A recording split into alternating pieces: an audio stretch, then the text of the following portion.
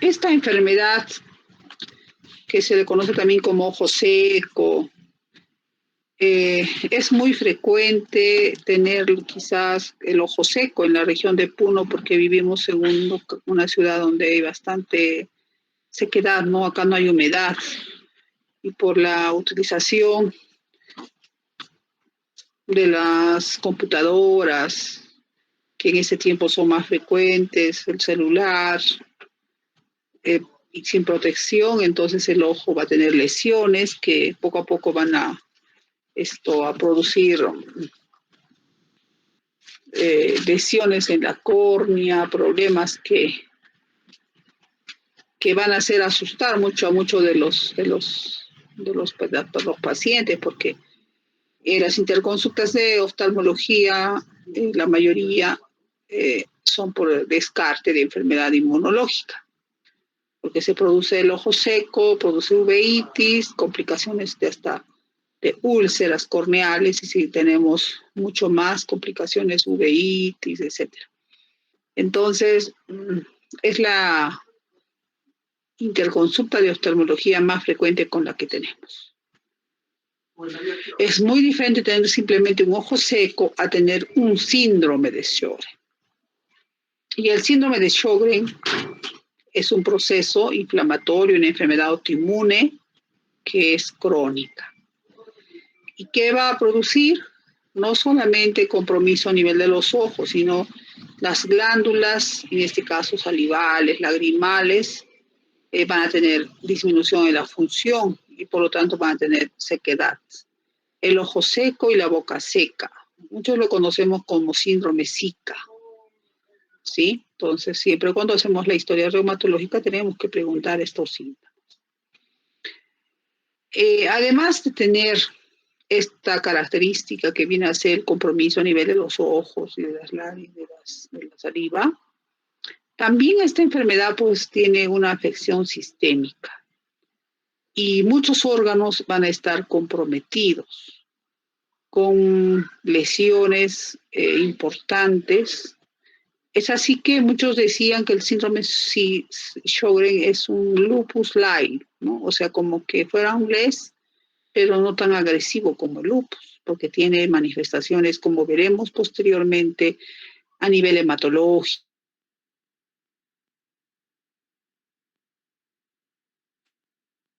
bastante grande con las enfermedades malignas. En el año 1930, Geri Sjögren describe, ¿no?, las características de esta patología y presenta muchos casos donde pues había asociación del síndrome Zika, ojo seco, boca seca y otros compromisos más. Bueno, a lo largo de los años se han ido encontrando diferentes compromisos, los tratamientos, los exámenes de laboratorio, las asociaciones con algunas neoplasias para poder llegar pues a tener el diagnóstico. Estos pacientes inicialmente solamente conocíamos como un síndrome Zika. Posteriormente se vio el espectro de esta enfermedad, que era no solamente las glándulas. Posteriormente se utilizaron ya los exámenes de laboratorio con exámenes que son inmunológicos de autoanticuerpos, ¿no? Teníamos el anti-RO, el anti-LA. Igualmente se hicieron ya las biopsias donde se encontraba el compromiso de las glándulas, ¿no? Y finalmente pues ya tenemos como un síndrome que abarca muchos compromisos y que no hay que dejarlo como una enfermedad más, sino es una enfermedad bastante importante. Esta enfermedad tiene pues variaciones en sus rangos, ¿no? Puede ser leve a moderada, severa, y las manifestaciones extraarticulares. Si encontramos que es leve, pues basamos solamente el hecho de que tenga compromiso ocular, compromiso en la boca, Y si le solicitamos algunos exámenes como el ANA, podemos encontrar valores, pero por títulos bajos, no como cuando vemos un LES. Tiene además síntomas constitucionales el paciente que van desde simplemente mialgias hasta fatiga, disfunción cognitiva. Estos pacientes han asociado, muchos de ellos, o son de difícil de distinguir porque también encontramos otras enfermedades como la fibromialgia, ¿no? Que también el hecho de tener depresión, utilizan medicamentos antidepresivos, lo que produce sequedad oral. Entonces, es importante en la historia clínica no ser tubulares, ¿no? Tenemos que preguntar qué está tomando, desde cuándo tiene la sintomatología. Entonces, si está usando algún antidepresivo, un anticolinérgico, entonces vamos a tener también, vamos a estar pensando quizás es un síntoma de shock. Y en el caso severo, tenemos pues compromiso glandular. La glándula salival, ¿no? Puede estar aumentada de tamaño. Es así que vienen los pacientes como que fuera pues la papera, ¿no? Famosa papera, pero son pacientes que tienen, ya han tenido caso de papera, es aumento de volumen de las dos glándulas, ¿no? Y pedimos los anticuerpos, que el anti-RO, el anti-LA, no se olviden, que son los exámenes específicos para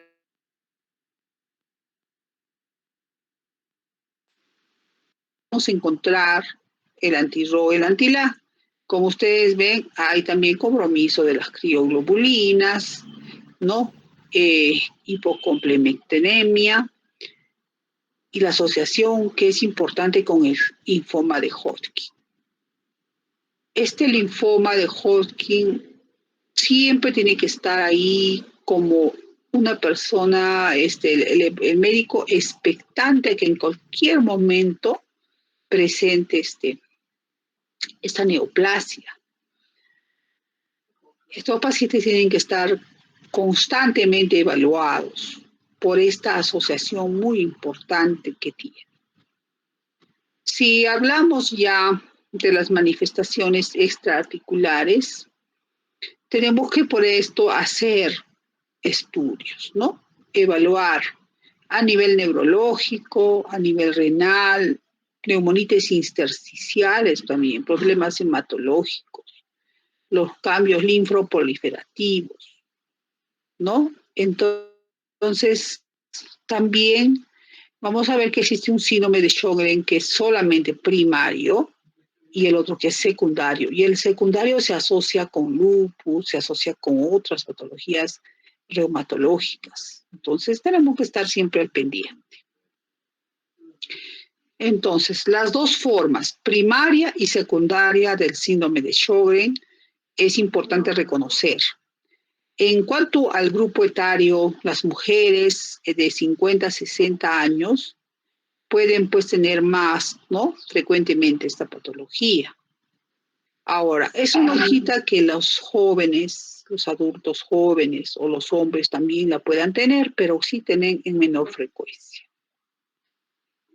De las enfermedades reumatológicas con las que más se va a asociar son con la artritis reumatoide. Ustedes han visto, ¿no? Paciente que está con tratamiento de artritis reumatoide viene con el ojo seco, la boca seca. Entonces tenemos un síndrome de Sjögren secundario a la AR. Y el lupus eritematoso. Tenemos que tener presente qué fármacos van a producir, ¿no? Porque hay una lista, como ustedes ven aquí, ¿no? De los que muchos se utilizan con frecuencia, ¿no? Como son los antidepresivos, los antihistamínicos, para los pacientes que tienen problemas alérgicos, las fenitoínas o fenotiacidas, benzodiazepinas, nicotina, opioides y una lista de medicamentos que tenemos que tenerlos presentes. ¿Por qué?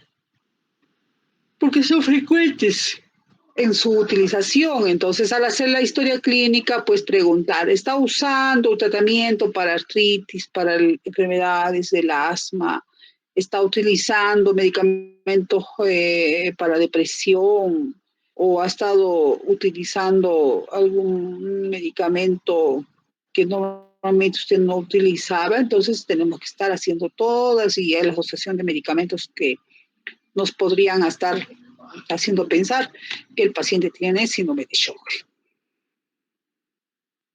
El síndrome de Sjögren ha tenido diferentes nomenclaturas, ¿no?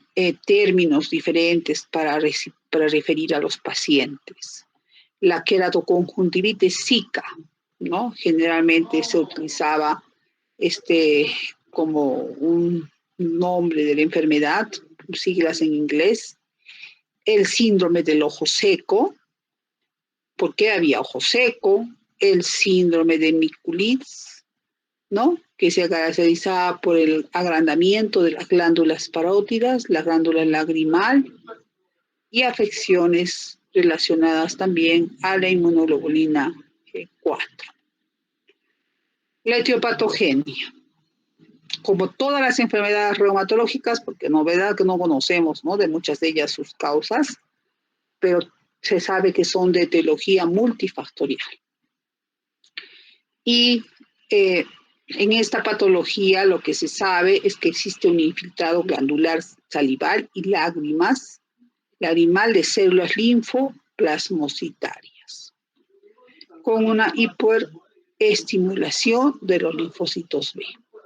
Entonces, al haber esta infiltración en las glándulas, posteriormente hacen un proceso inflamatorio y las glándulas simplemente dejan de funcionar como tal, ¿no? Hay una inflamación o un proceso de infiltración linfocitaria que va a destruir la glándula exocrina.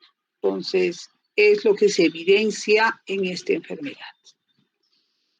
Y hay teorías, hipótesis que van a lo largo del tiempo, han ido refiriendo a algunos autores, ¿no? Indicando pues que ha habido enfermedades virales, difusión de los linfocitos B, alteración de los linfocitos T, incremento del factor estimulante de células B, que existen además factores genéticos, factores externos virales, y hay muchos virus, como ustedes ven en la lista, el Epstein-Barr virus, el citomegalovirus, el VIH, el virus de la hepatitis C, el virus de la hepatitis B, Coxsackie, ¿no?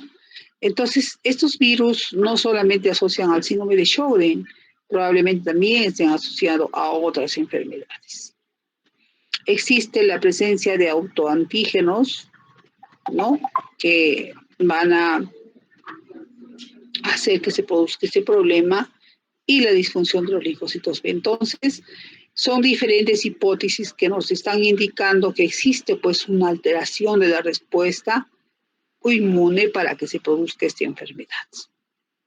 Pero aparte de todo esto, el factor clave que se ve es la infiltración linfocitaria inicial del tejido glandular por linfocitos T y hasta el desarrollo de lesiones glandulares crónicas, con el incremento del factor activador de las células B.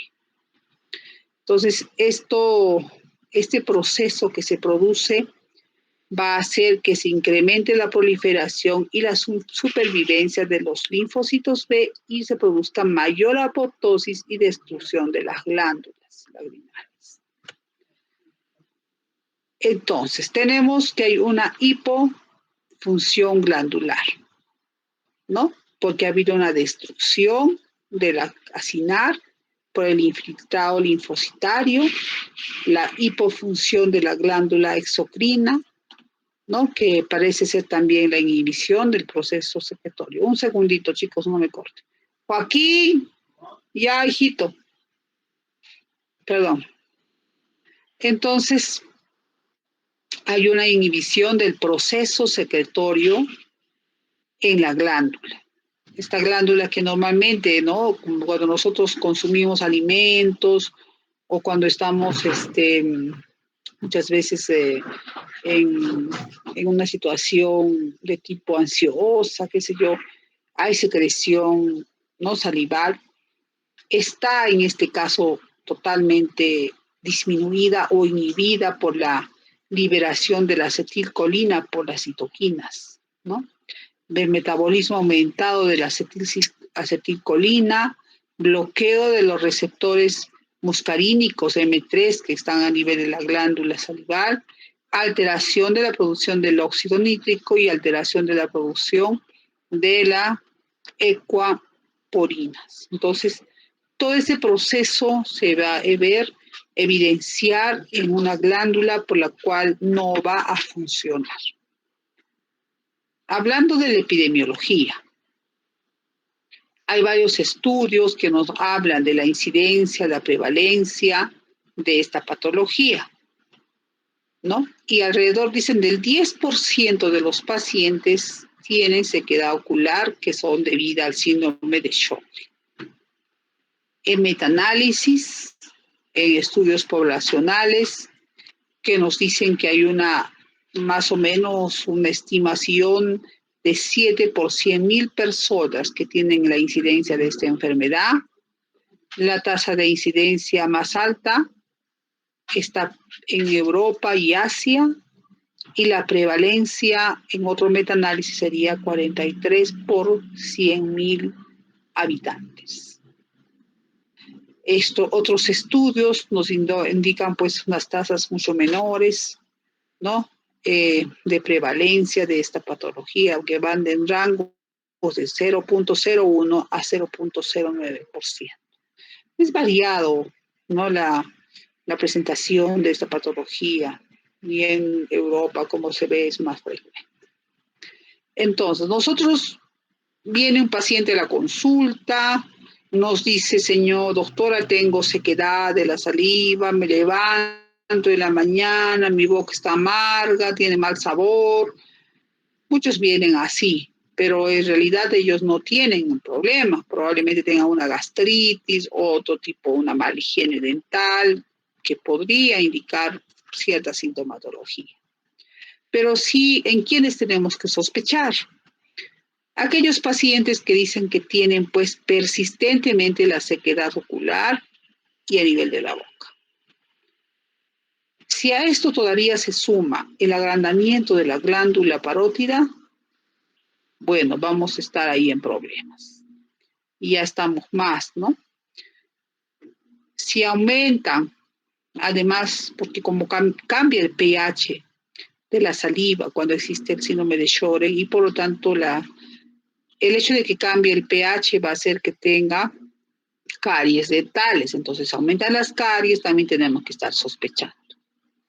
A esto se suman los exámenes de laboratorio, que les vuelvo a repetir, los anticuerpos, el anti-Ro, el anti-La, se le solicita el anticuerpo antinuclear, el factor reumatoide. Entonces podríamos estar sospechando de esta enfermedad.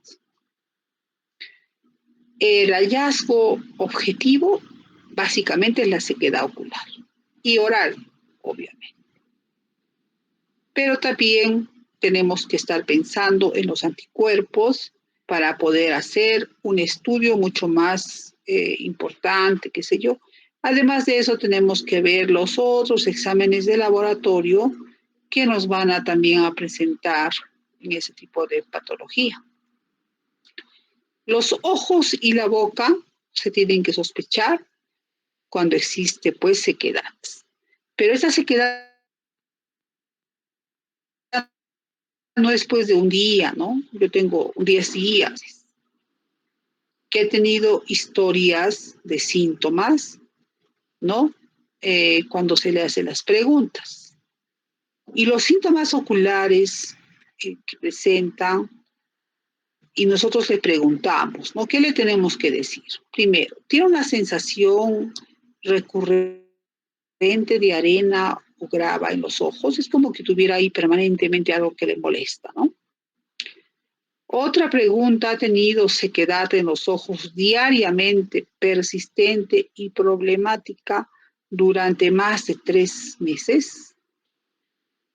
Y finalmente se le puede también preguntar si utiliza algún sustituto lagrimal más de 3 veces al día, ¿no? Porque algunos usan sus colirios, ¿no? Sus gotitas, pero no es muchas veces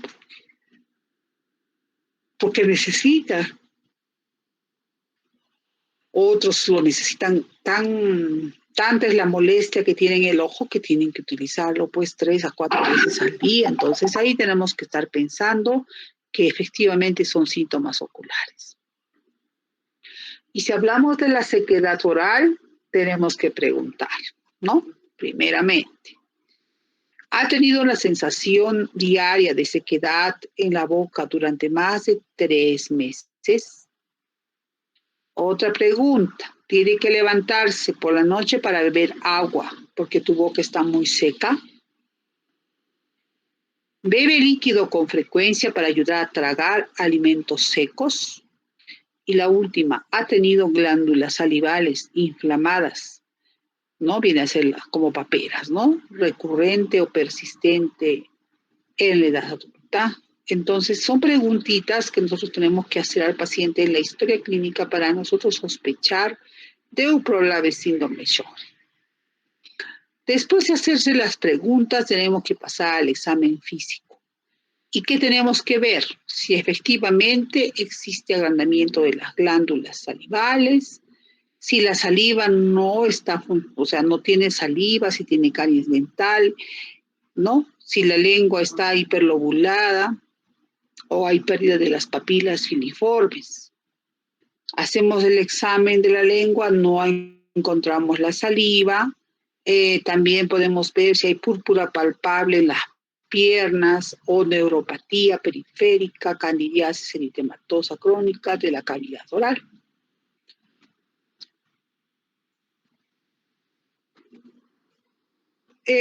La concentración de la saliva.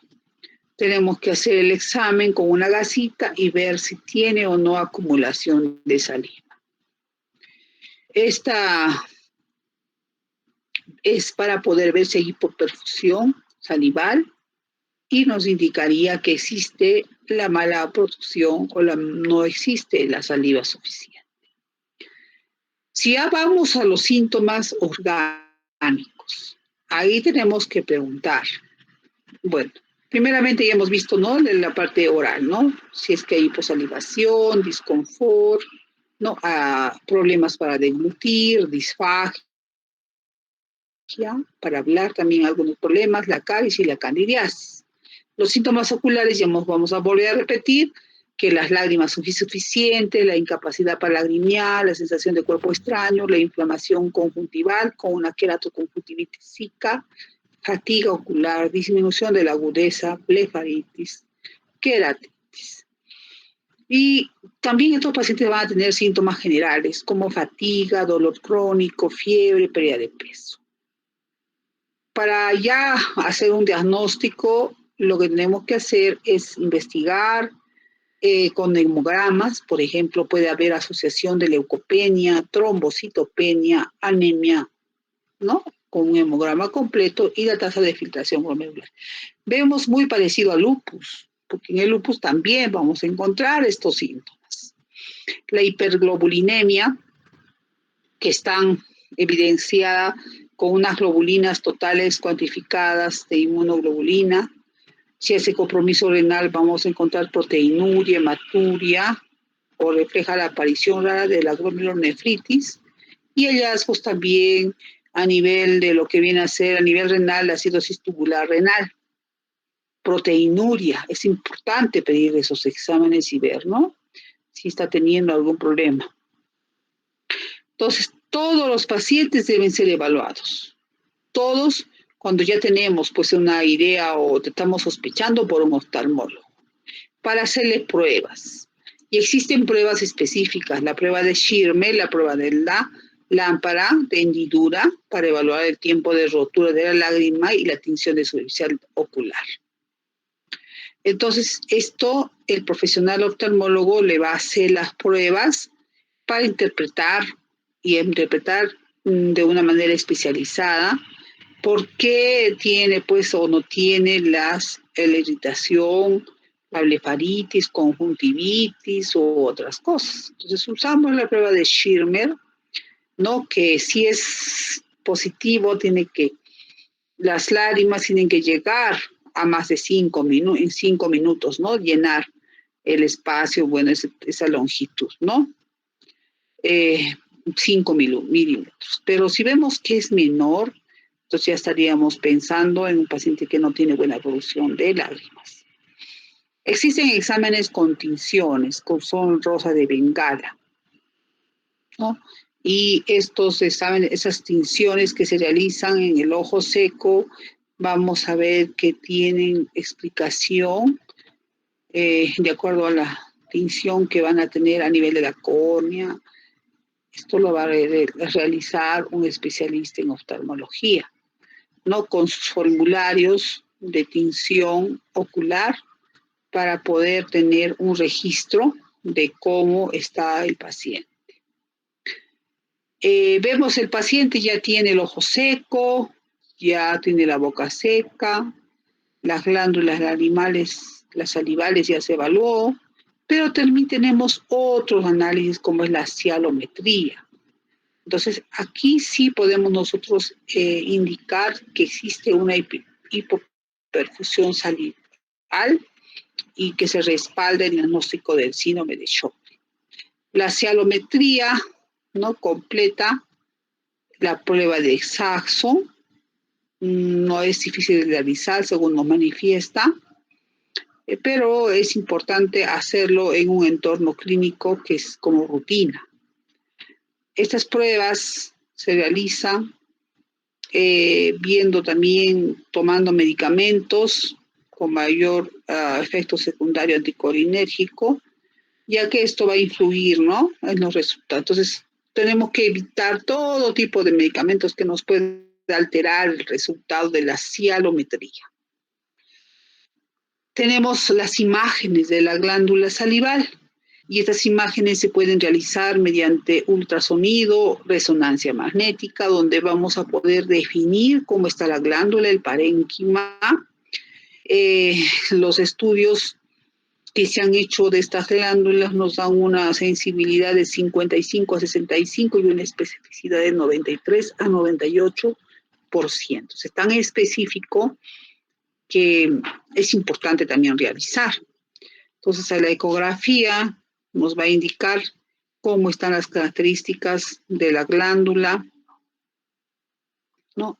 Que en sus diferentes ejes vamos a ver la parótida y ver si está habiendo o no áreas donde han sido dañada la glándula.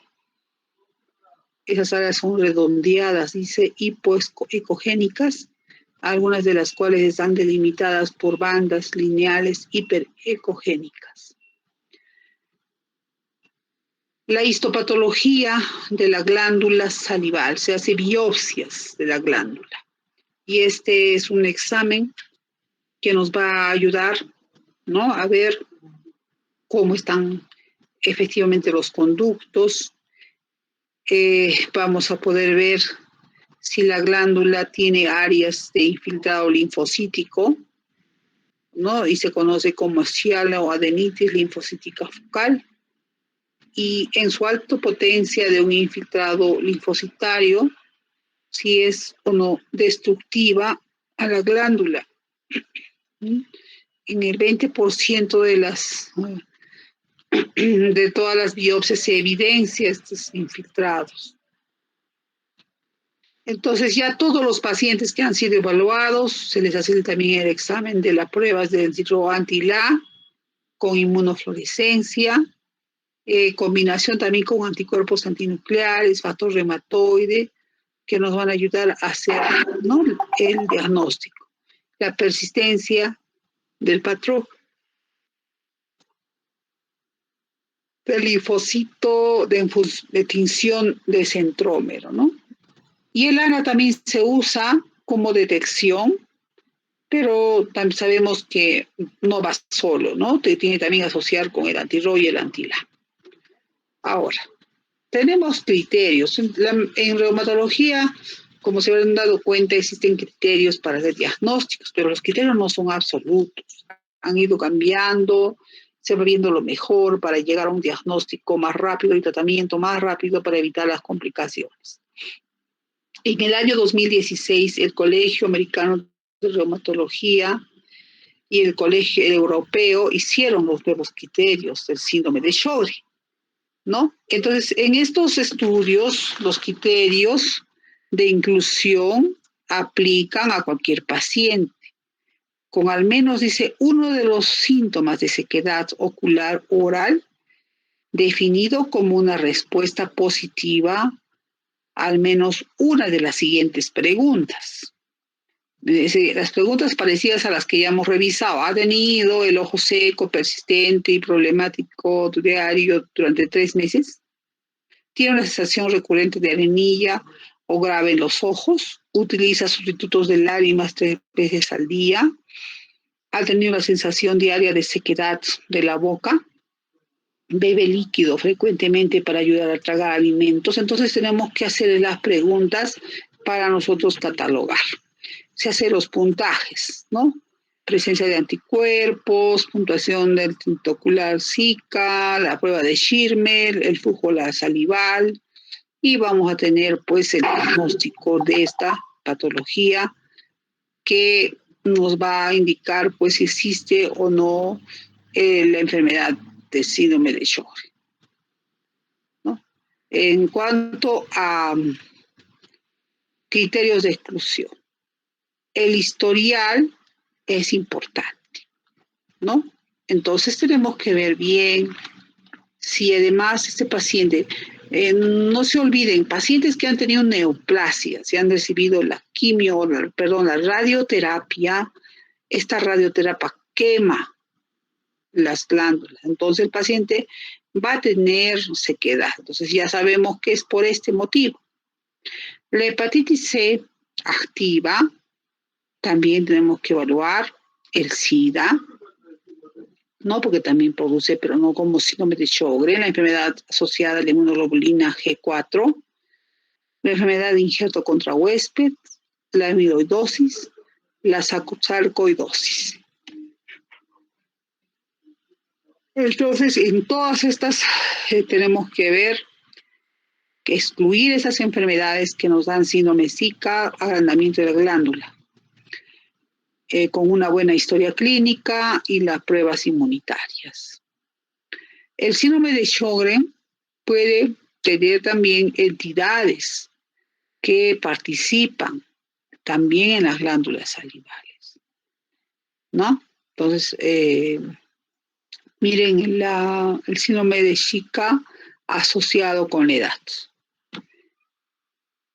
Tenemos la cialadenitis linfoepitelial benigna, dacryoadenitis, sarcoidosis, hepatitis C, infecciones por virus de VIH, enfermedad de injerto contra huésped,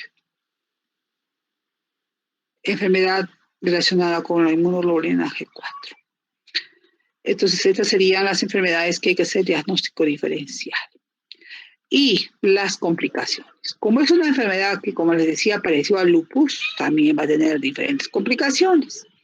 Los ganglios linfáticos son los que más se van a complicar.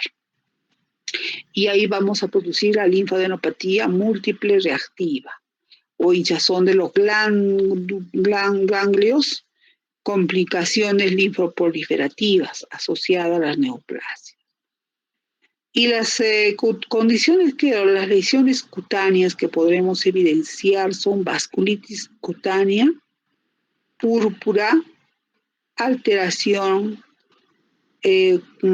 cutánea, eritema anular y la cerosis cutis, ¿no? Piel anormalmente seca. En el 60 o 78% de los casos. Complicaciones en otros órganos, tenemos complicaciones musculares, desde artralgias, dolor articular, artritis simétrica, muy diferente a la R, porque esta no es erosiva, sinovitis clínica en un 20-30%, la artropatía de Yaku, trastorno que es un trastorno de la articulación no erosiva, mialgias en un 20 o 30% y miositis. Pues, estas son algunas de las complicaciones oculares. En relación con las complicaciones pulmonares, estos pacientes tienen enfermedades pulmonares obstructivas crónicas, bronquiectasias, enfermedad pulmonar y pleuritis, ¿no? Entonces son las complicaciones pulmonares que pueden tener. Y complicaciones vasculares son muchas, ¿no? El fenómeno de Raynaud en un 13%, pericarditis, hipertensión, hipertensión pulmonar, de la arteria pulmonar, las disautonomías, las valvulitis crioglobulinémicas. Entonces, todas esas patologías ponen de enfermedad, ¿no? Ahora, complicaciones pancreáticas también. La pancreatitis es una de las enfermedades que se ve con mucha frecuencia en este tipo de enfermedad. Complicaciones nefrourológicas. Ahí hablamos de la acidosis tubular renal hace un momento y se presenta en el 9% de pacientes. Glomerulonefritis 4%, cistitis intersticial en ausencia de infecciones bacterianas, osteomalacia, cólicos renales recurrentes y parálisis hipocalémica. Entonces son las complicaciones neurológicas. En las complicaciones sistémicas,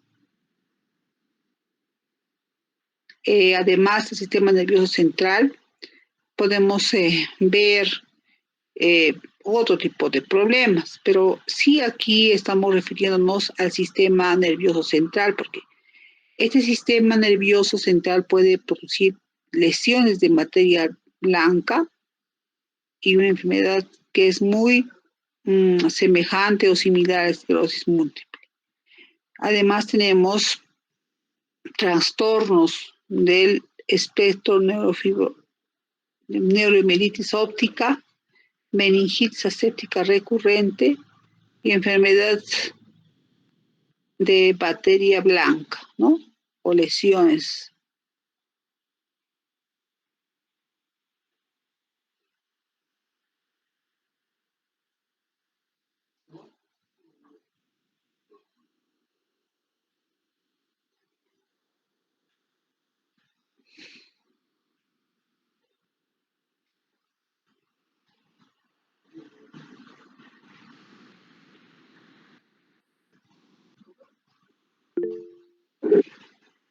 Ya.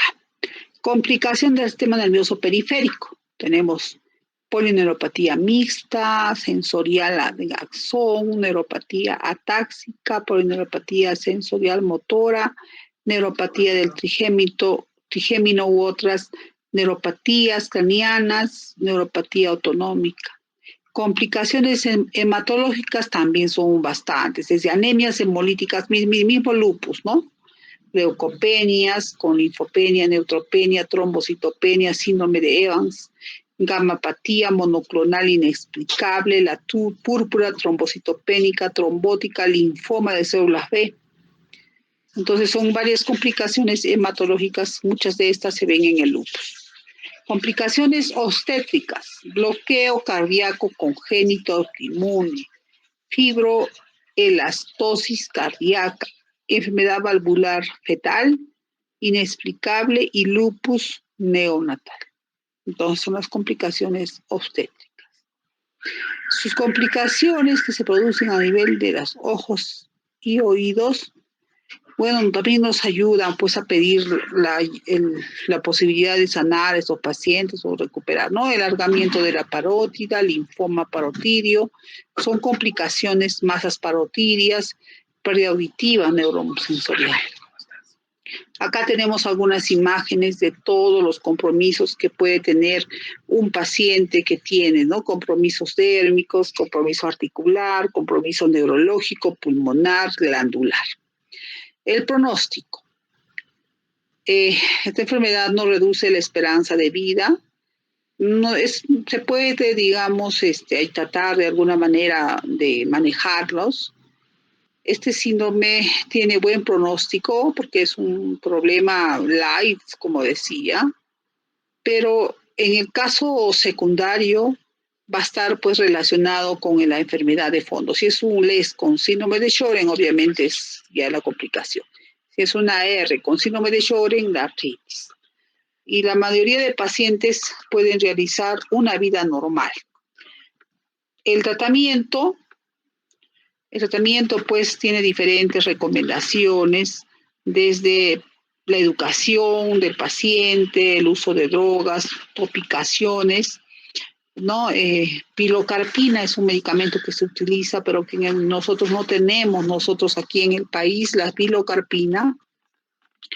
Para la artritis podemos usar la hidroxicloroquina, ¿no? Como medicamento los AINES, los DMARDs, compromisos pulmonares con corticoides, ciclofosfamida en casos más severos, compromisos tubulares renales, ya tratamiento con nefrología, trato con nefritis y neuropatía, miren, corticoides, gabapentina, crioglobulinemia, corticoides, ¿no? Entonces, el tratamiento es variado de acuerdo a la patología que nosotros o a los síntomas que están presentando, pero en realidad es una de las enfermedades que, a pesar de ser un lupus light, también se controla fácilmente, que es lo bueno, ¿no? El paciente con AR tenemos que estar pendiente.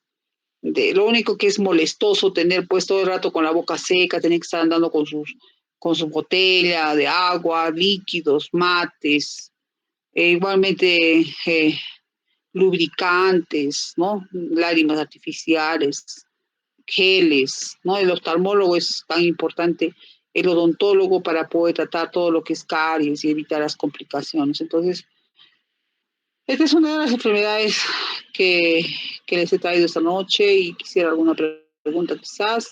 Bueno, en relación a los temas de exposición de artículos, estamos iniciando este día jueves y la prueba de los temas pendientes que nos toca de los parciales tienen que ser, bueno, son en este momento, ¿cuántos temas que hemos hecho? Vamos a ver, vamos a dar una chequeadita.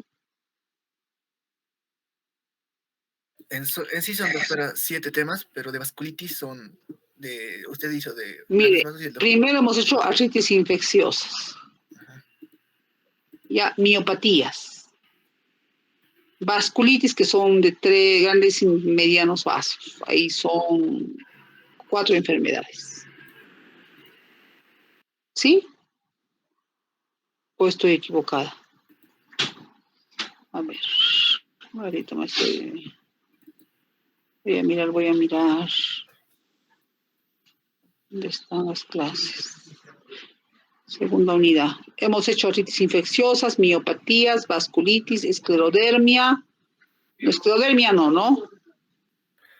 No, con el doctor hemos avanzado esclerodermia, doctor. Y el síndrome de Sjögren. Entonces, conmigo son... Ya, ¿cómo quieren dar el examen? Díganme ustedes.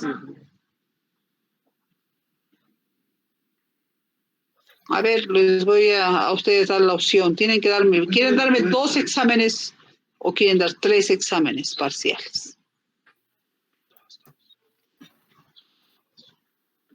Chicos, conversen, por favor. Yo sugiero en una clase artritis infecciosa, miopatía inflamatoria. Y el otro examen, vasculitis con síndrome de Sjögren. ¿Está bien?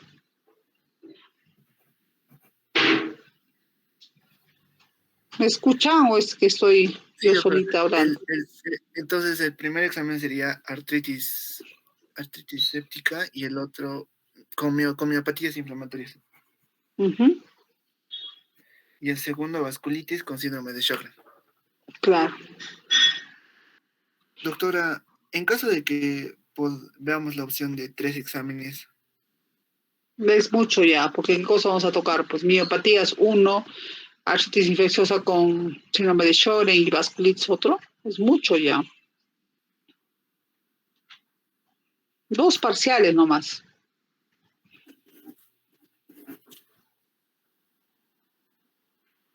y, listo, doctora. Entonces, el primer parcial sería el jueves.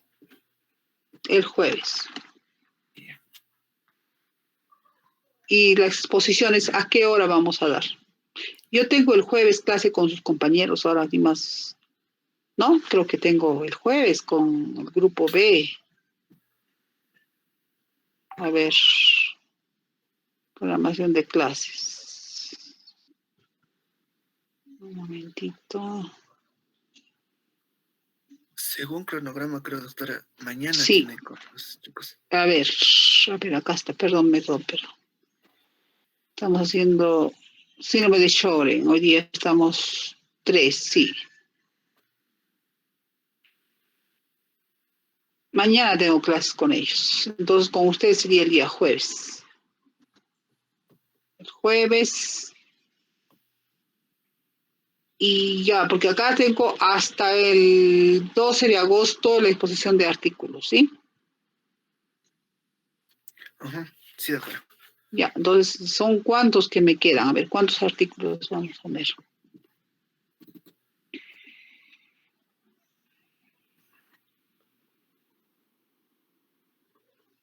¿Cuántos estudiantes? Vamos a mirar. Acá está. Han hecho hasta, o sea, acá son del 17 al 35. Son Al 37, 3, doctora. 6, 9, 10, 11, 12, 13, 37. ¿Por qué tengo menos? Ah, no, acá está bien.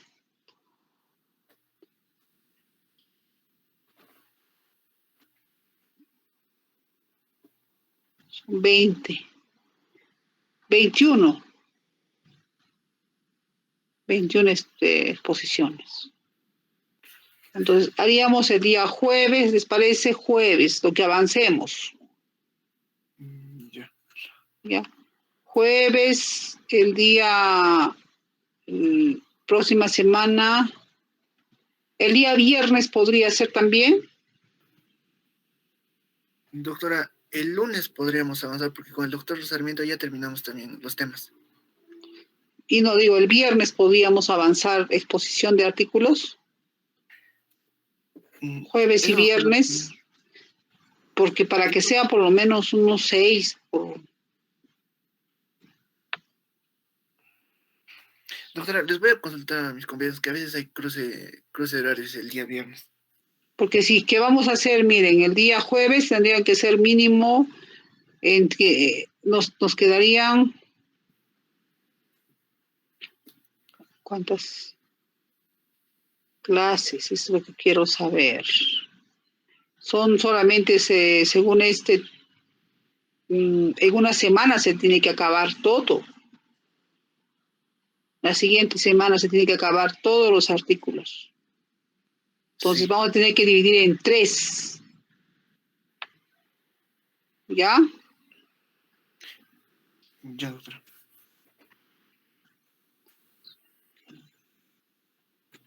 21 entre 3, 7. 7 exposiciones el día jueves. 7 exposiciones el día lunes, no, martes tenemos, ¿no? Y el 7 exposiciones el día jueves, para acabar la siguiente semana. Ya, listo, Esa va a doctora. ser la única manera.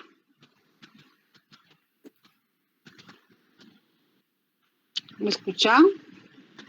Sí, doctora. Ya por eso yo decía, mejor hacemos jueves, viernes, vete por ahí lunes y martes y terminamos todo en 4. Serían 5 exposiciones por cada día y terminamos y entonces ya se ponen a estudiar.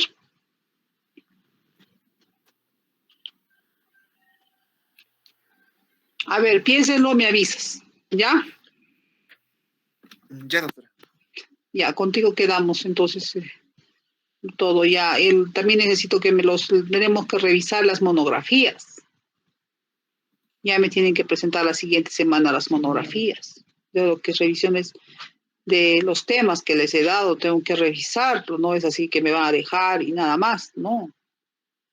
Me tienen que presentar exponerlas, su trabajo. Esto, y el examen es el 16 de agosto. Entonces ya prácticamente nos queda la siguiente semana nada más.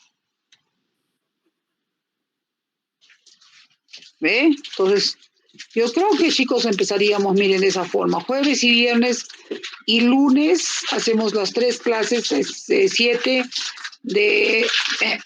los 7 artículos. Y a partir del miércoles, jueves y viernes ya vamos a revisar sus monografías. Porque el examen es el 16. ¿Y se acaba todo cuándo? Doctora, según tengo entendido, acaba el 27, doctora, del semestre. 27. Entonces la monografía lo sería después del examen. Tal vez para el 23, doctora. Y ya, porque vamos a estar, yo no voy a estar corriendo, a mí no me gusta estar corriendo ahí, haciendo la nota ahí, no. No podemos estar corriendo, tenemos que acabar esta semana las exposiciones, la siguiente semana ya monografías, el examen es el 16, y por ahí unos más, porque eso sí lo voy a revisar bien. Ya, listo, doctora. Doctora, ¿Ya? le comunico si es que no hay cruce de horarios. Como le mencioné, por lo general hay cruce de horarios. Ya, no debe haber cruce de horarios porque ya inclusive sus compañeros también ya van a estar con el doctor nomás dando sus exámenes, vamos a preparar la prueba ya nosotros con el doctor. Ya, listo, doctora. Entonces, mañana mañana le doy una timbrada, doctora. Ya, ¿alguna pregunta más, chicos? ¿Algo más quieran, por favor, participar alguien? Después estamos en problemas, que suspende el examen, todo un caos.